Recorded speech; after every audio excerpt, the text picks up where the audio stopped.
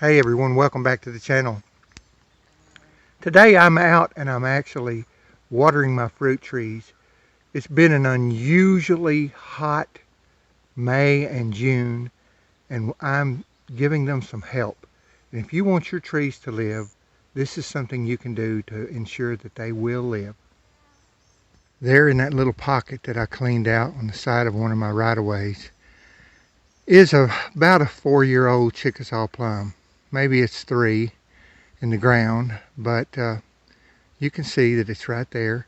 And I'm going to give it about a gallon of water. I take these gallon jugs like this and I fill them up, and I put about 12 or 15 in the back of my Polaris. And then I go off out into the woods here, into the areas where I have my trees, and I give them a drink. And you see down there at the bottom, I try to keep it pretty clean around the bottom of my trees.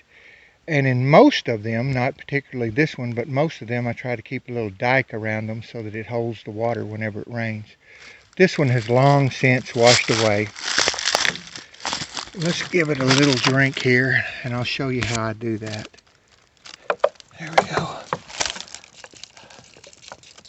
I just give it a little like this, and watch how the ground works, what it does. Does it soak it all up, or does it run off? And as it begins to saturate, I stop and I let it soak in, and there you go. See, that one soaked in real well.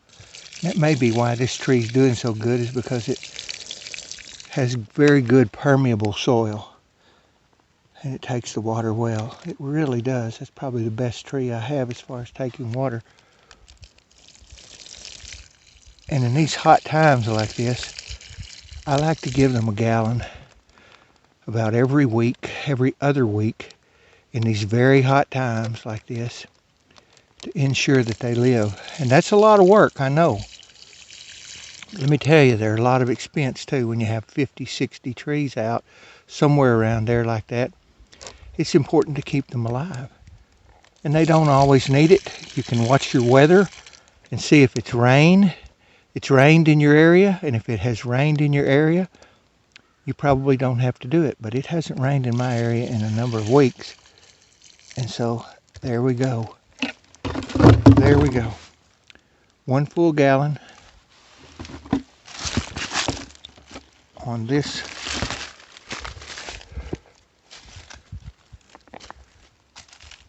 beautiful Chickasaw plum tree. Back off here and let you look at it a little better.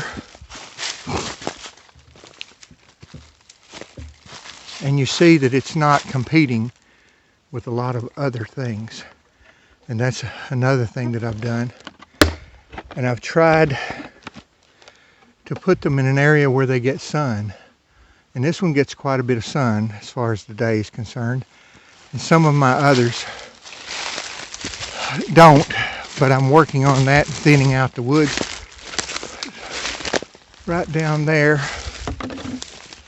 on the other side of my food plot, on the other side of that pole, I have a power line right away that goes east and west. And I have a number of trees on the north side of that, and they're getting sun, quite a bit of sun, and they're really doing well. This, by the way, is my chicory plot. As you can see, it's grown up with a lot of weeds, but there's a fair amount of chicory in there, as you can see. And it's doing pretty good for summer, as far as summer is concerned. And right up here is my 2-year-old. Haven't planted it in 2 years. A 2-year-old clover plot. And you can see the heads all getting mature. And I'll mow this before long when those heads all mature, and it'll really help that.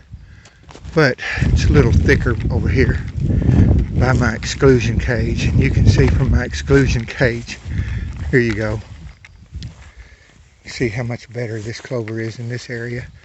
And from my exclusion cage, it's a good 4 inches or so taller than the other. And the deer hit this heavily, even now. Even now. And so,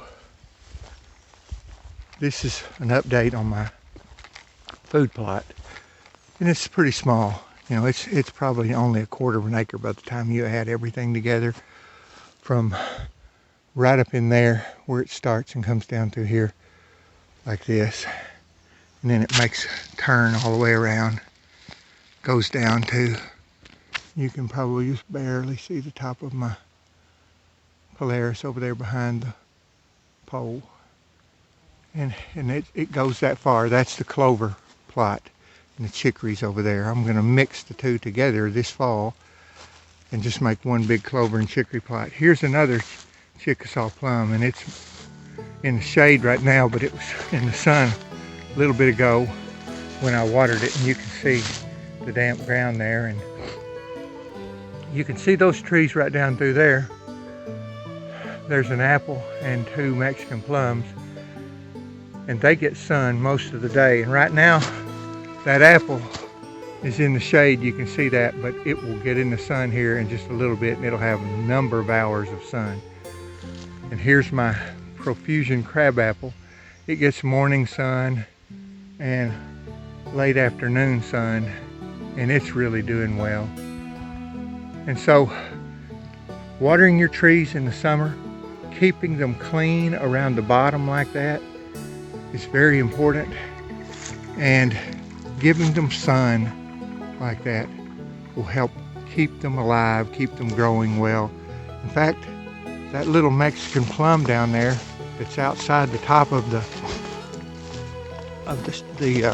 wire, that Mexican plum was put out last year, and it was not much more than a whip.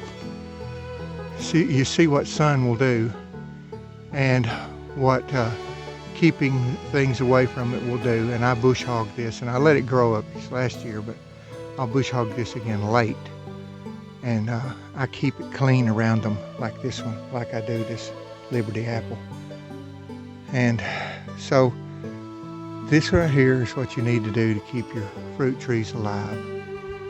Hey, I really appreciate you visiting our channel. If you have any comments or questions about your fruit trees, about mine, leave them in the comment section below. Hit the like button and subscribe. Share this with a friend who is another habitat manager who works on fruit trees and works on food plots and things. And I'm sure they'd be happy to know about this and know about our channel. Again, thanks for visiting our channel. God bless you and have a great day.